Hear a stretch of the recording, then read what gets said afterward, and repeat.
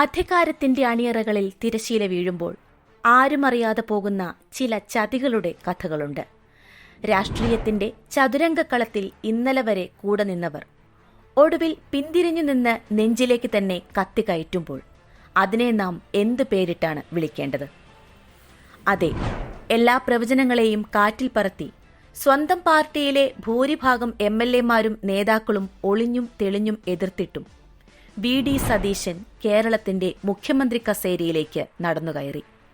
102 സീറ്റുകളുടെ വൻ ഭൂരിപക്ഷവുമായി UDF അധികാരം പിടിക്കുമ്പോൾ അതൊരു വെറും തിരഞ്ഞെടുപ്പ് വിജയം മാത്രമല്ല, മറിച്ച് സ്വന്തം കൂടാരത്തിലെ ഒറ്റുകാരോടും യൂദാസുമാരോടും പോരാടി നേടിയ ചരിത്ര വിജയം കൂടിയാണ്. പക്ഷേ ഈ വിജയത്തിനിടയിലും കേരളം ചർച്ച ചെയ്യുന്നത് മറ്റൊന്നാണ്. സതീശന്റെ വലങ്കൈ എന്ന് വിശേഷിപ്പിക്കപ്പെട്ട കോൺഗ്രസിന്റെ യുവതുടിപ്പായിരുന്ന ഷാഫി പറമ്പിലിന് എവിടെയാണ് പിഴച്ചത്? ആരാണ് കോൺഗ്രസിലെ യഥാർത്ഥ ഒറ്റുകാർ? ഈ നിയമസഭാ തിരഞ്ഞെടുപ്പ് പ്രഖ്യാപിച്ച കാലം ഓർത്തുനോക്കൂ. UDFന് ഭൂരിപക്ഷം കിട്ടിയില്ലെങ്കിൽ ഞാൻ രാഷ്ട്രീയ വനവാസത്തിന് പോകും എന്ന് പരസ്യമായി പ്രഖ്യാപിച്ച ഒരേയൊരു നേതാവേ ഉണ്ടായിരുന്നുള്ളൂ. അത് വി.ഡി. സതീശനാണ്. അന്ന് സ്വന്തം പാർട്ടിയിലെ അണികളും ശത്രുക്കളും ഒരുപോലെ അദ്ദേഹത്തെ പരിഹസിച്ചു. സതീശൻ ഏത് കാട്ടിലേക്കാണ് പോകുന്നത്? വീരപ്പനെപ്പോലെ സത്യമംഗലം കാട്ടിൽ കഴിയേണ്ടി വരും എന്നൊക്കെ പറഞ്ഞ് വി. ശിവൻകുട്ടി അടക്കമുള്ള ഇടതു നേതാക്കൾ പരിഹാസ ശരങ്ങൾ എയ്തു. പക്ഷേ സതീശന്റെ കണക്കുകൾ പിഴച്ചില്ല. 7 ജില്ലകളിൽ തദ്ദേശ ഭരണം പിടിക്കുമെന്നും 4 കോർപ്പറേഷനുകൾ UDF കോട്ടയാക്കുമെന്നും അദ്ദേഹം അക്കമിട്ട് പറഞ്ഞപ്പോൾ വിശ്വസിക്കാത്തവർക്ക് മുന്നിൽ കൊല്ലം കോർപ്പറേഷൻ വരെ പിടിച്ചെടുത്ത് അദ്ദേഹം വിസ്മയം തീർത്തു. നിയമസഭയിൽ 100-ലധികം സീറ്റുകൾ നേടുമെന്ന് പറഞ്ഞപ്പോൾ ഒടുവിൽ വെന്നിക്കൊടി പാറിച്ചത് 102 സീറ്റുകളിൽ. തോറ്റത് 13 മന്ത്രിമാർ. സതീശനെ വനവാസത്തിന് അയക്കാൻ കാത്തിരുന്നവർ ഒടുവിൽ വനവാസത്തിലേക്ക് പോകേണ്ടി വന്ന കാഴ്ചയ്ക്കാണ് കേരളം സാക്ഷ്യം വഹിച്ചത്. തൃക്കാക്കരയിൽ ഉമാ തോമസിലൂടെയും പുതുപ്പള്ളിയിൽ ചാണ്ടി ഉമ്മന് 35,000-ഓളം വോട്ടിന്റെ റെക്കോർഡ് ഭൂരിപക്ഷം നേടിക്കൊടുത്തും പാർലമെന്റിൽ 18 സീറ്റുകൾ തൂത്തുവാരിയും വി.ഡി. സതീശൻ എന്ന ജനകീയ നേതാവ് കോൺഗ്രസിന്റെ ക്യാപ്റ്റനായി മാറുകയായിരുന്നു. എന്നാൽ യഥാർത്ഥ പരീക്ഷണം തുടങ്ങിയത് തിരഞ്ഞെടുപ്പ് വിജയത്തിന് ശേഷമായിരുന്നു. ജനങ്ങൾ നൽകിയ ഈ വൻ ഭൂരിപക്ഷത്തേക്കാൾ വലിയ പോരാട്ടമാണ് സതീശന് സ്വന്തം പാർട്ടിക്കുള്ളിൽ നയിക്കേണ്ടി വന്നത്. കേരള രാഷ്ട്രീയത്തിൽ പ്രശസ്തനായ രാഷ്ട്രീയ നിരീക്ഷകൻ അഡ്വക്കേറ്റ് എ. ജയശങ്കർ തുറന്നു പറയുന്ന ചില ഞെട്ടിക്കുന്ന സത്യങ്ങളുണ്ട്.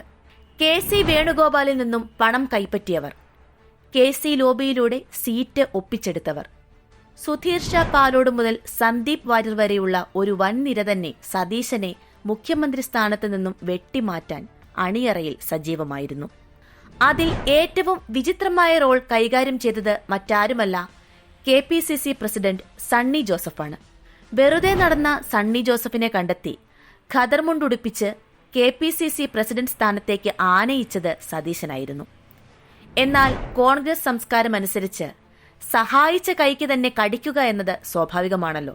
AICC നിരീക്ഷകർ വന്നപ്പോൾ നിഷ്പക്ഷം ചമഞ്ഞ സണ്ണി ജോസഫ് രഹസ്യമായി ഹൈക്കമാൻഡിനോട് പറഞ്ഞത് KC വേണുഗോപാലിനെ മുഖ്യമന്ത്രിയാക്കണം എന്നാണ്. ഒടുവിൽ ഡൽഹിയിൽ ചെന്നിറങ്ങിയപ്പോൾ MSFലെ കുട്ടികൾ വി.ഡി. സതീശന് അനുകൂലമായി മുദ്രാവാക്യം വിളിച്ചപ്പോൾ അവരുടെ നടുവിൽ ഒരു ചമ്മിയ ചിരിയുമായി നിൽക്കേണ്ടി വന്ന KPCC പ്രസിഡന്റിന്റെ രൂപം കേരളത്തിലെ കോൺഗ്രസുകാർക്ക് അത്ര പെട്ടെന്ന് മറക്കാൻ കഴിയില്ല. കോഴിപ്പുറത്ത് മാധവൻ മേനോനും R. ശങ്കറും AK ആന്റണിയും K. സുധാകരനുമൊക്കെ ഇരുന്ന ആ കസേരയിലാണ് ഈ അപഹാസ്യ നാടകം അരങ്ങേറിയത്. വരും ദിവസങ്ങളിൽ മൃഗസംരക്ഷണ വകുപ്പോ കന്നുകാലി പരിപാലന വകുപ്പോ വാങ്ങി ഇദ്ദേഹം മന്ത്രിസഭയിലേക്ക് ഒതുങ്ങുമെന്നാണ് കേൾക്കുന്നത്. പക്ഷേ കഥ അവിടെയും തീരുന്നില്ല. വി.ഡി. സതീശന്റെ നെഞ്ചിലേക്ക് കത്തികയറ്റാൻ നിന്ന 3 വർക്കിംഗ് പ്രസിഡന്റുമാരുണ്ട്. ഉമ്മൻചാണ്ടിയുടെ പ്രധാന ശിഷ്യനായിരുന്ന PC വിഷ്ണുനാഥ് A ഗ്രൂപ്പിന്റെ താൽപര്യം സംരക്ഷിച്ച് KCയെ പിന്തുണയ്ക്കാൻ ആവത് ശ്രമിച്ചു. KC വേണുഗോപാലിന്റെ വിശ്വസ്തനായ AP അനിൽകുമാർ കൂടെ നിന്ന് പണിയെടുത്തു. എന്നാൽ ഇതിലെല്ലാം വെച്ച് ഏറ്റവും വലിയ യൂദാസായി അഡ്വക്കേറ്റ് ജയശങ്കർ വിശേഷിപ്പിക്കുന്നത് മറ്റൊരാളെയാണ്. അത് വടകരയുടെ പ്രിയപ്പെട്ട MP ഷാഫി പറമ്പിലാണ്. സതീശന്റെ വലങ്കൈയായി നടന്നിരുന്ന ഷാഫി പറമ്പിൽ. എവിടെയാണ് ഇവർക്കിടയിൽ വിള്ളൽ വീണത്? അതിന് കാരണം രാഹുൽ മാങ്കൂട്ടത്തിൽ എന്ന യുവനേതാവാണ് എന്നും അഭ്യൂഹങ്ങൾ ഉയർന്നു. രാഹുൽ മാങ്കൂട്ടത്തിന്റെ ചില അച്ചടക്കമില്ലായ്മകൾക്ക് എതിരെ നടപടിയെടുക്കാൻ സതീശൻ തീരുമാനിച്ചപ്പോൾ രാഹുലിനെ പുണ്യവാളനായി പ്രഖ്യാപിക്കണം എന്ന വാശിയിലായിരുന്നു ഷാഫി. നിയമസഭാ കക്ഷിയിൽ നിന്നും പാർട്ടിയിൽ നിന്നും രാഹുലിനെ പുറത്താക്കാൻ സതീശൻ ഉറച്ചു നിന്നതോടെ ഷാഫിയും സതീശനും തമ്മിൽ തെറ്റി. ഷാഫി പറമ്പിലിന്റെ മനസ്സിൽ സണ്ണി ജോസഫ് മന്ത്രിയാകുമ്പോൾ ഒഴിവ് വരുന്ന KPCC പ്രസിഡന്റ് കസേരയിൽ ഒരു ചെറിയ നോട്ടമുണ്ടായിരുന്നു. KC വേണുഗോപാൽ മുഖ്യമന്ത്രിയായാൽ തനിക്ക് KPCC പ്രസിഡന്റാകാം എന്ന വലിയൊരു ഇക്വേഷൻ ഷാഫി കണക്കുകൂട്ടിയിരുന്നു. ഉമ്മൻചാണ്ടി സാറിന്റെ ശിഷ്യനായി വന്ന് അദ്ദേഹം മരിക്കാൻ കിടക്കുമ്പോൾ പോലും ഗ്രൂപ്പ് കളിച്ച് സ്വന്തം ആളെ തിരികെ കയറ്റാൻ നോക്കിയ ചരിത്രമാണ് ഷാഫിക്കുള്ളതെന്ന് രാഷ്ട്രീയ ലോകം വിമർശിക്കുന്നു. കഴിവുള്ള ഒരുപാട് ചെറുപ്പക്കാരായ KSU യൂത്ത് കോൺഗ്രസ് പ്രവർത്തകരുടെ കണ്ണീര് വീഴ്ത്തിയാണ് ഷാഫി ഈ പദവികളിൽ എത്തിയതെന്നും ജയശങ്കർ ചൂണ്ടിക്കാണിക്കുന്നു. എന്നാൽ ഈ നാടകത്തിന് മറ്റൊരു വശം കൂടി ഉണ്ടെന്ന് മാധ്യമപ്രവർത്തകർ മുന്നറിയിപ്പ് നൽകുന്നുണ്ട്.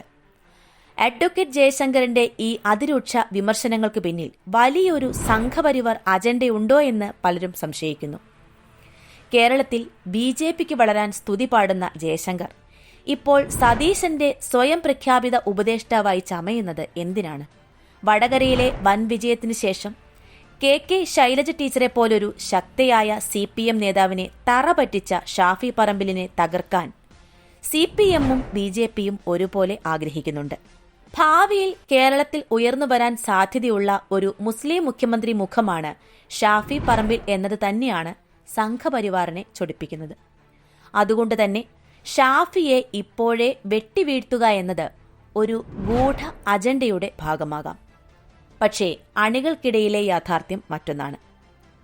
VD സതീശനെ മുഖ്യമന്ത്രിയായി തിരഞ്ഞെടുത്തതിനു പിന്നാലെ ഷാഫി പറമ്പിൽ ഫേസ്ബുക്കിലിട്ട ആശംസാ പോസ്റ്റിന് താഴെ കോൺഗ്രസ് ലീഗ് അണികൾ എഴുതിക്കൂട്ടിയ ചീത്തവിളികളും തെറിവിളികളും മാത്രം മതി ഇതിന്റെ ആഴം മനസ്സിലാക്കാൻ.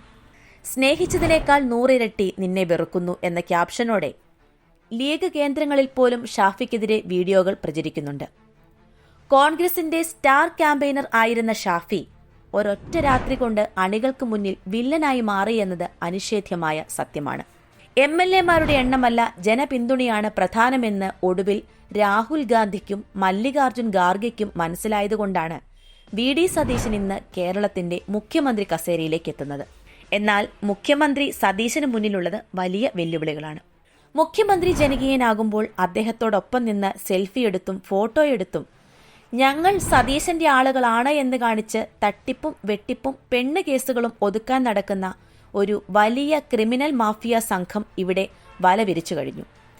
ഇത്രയും കാലം സതീശനെതിരെ ചാനലുകളിൽ വന്നിരുന്ന് കുരയ്ക്കുകയും സംഘപരിവാറിന് സ്തുതി പാടുകയും ചെയ്തവർ ഇന്ന് ചക്കയിൽ ഈച്ച പൊതിയുന്നത് പോലെ സതീശന്റെ കാല് നക്കാൻ പോകുന്നുണ്ട്.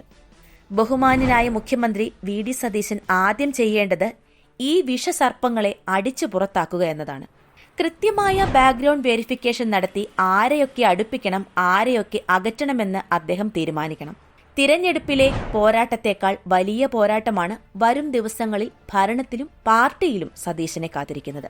കൂടെ നിന്ന് കുതികാൽ വെട്ടിയ യൂദാസുമാരെയും കൂടെയുണ്ടെന്ന് നടിച്ച് ചോര കുടിക്കാൻ നിൽക്കുന്ന അട്ടകളെയും തിരിച്ചറിഞ്ഞ് ഈ ജനകീയ മുഖ്യമന്ത്രി കേരളത്തെ മുന്നോട്ട് നയിക്കട്ടെ എന്ന് നമുക്ക് പ്രാർത്ഥിക്കാം.